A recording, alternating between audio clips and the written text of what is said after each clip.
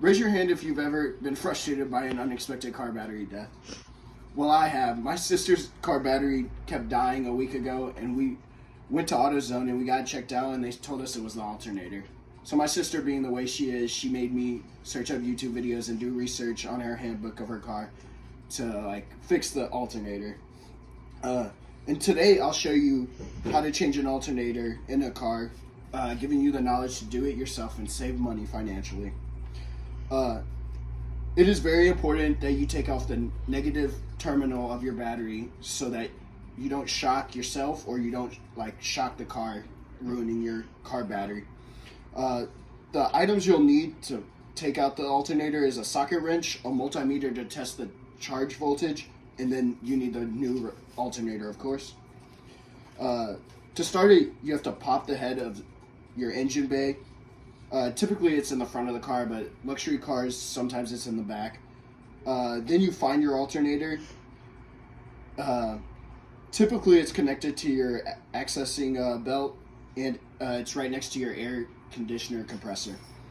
If you still cannot find it, if you pull out your handbook, which is typically in your glove compartment, it will show you a diagram of where it will be in your car. Yeah. Next, you align your mounting brakes. Why is... Start removing any electrical connections to your alternator, so any bolts that are on there with the socket wrench. You also should take off the positive cable of your battery and wiring harnesses. Dad, Emma turned off the water. I need to emphasize to keep the alternator stable so it doesn't fall into the car or drop out of the engine bay. Next, you'll align your mounting brakes on your new alternator as you place it where the old alternator sat. Replace the brackets and the bolts that you took out of the old alternator and put them in the new alternator with that socket set that you used previously.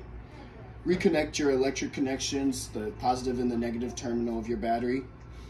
Make sure everything is aligned correctly and tighten tight, but not super tight.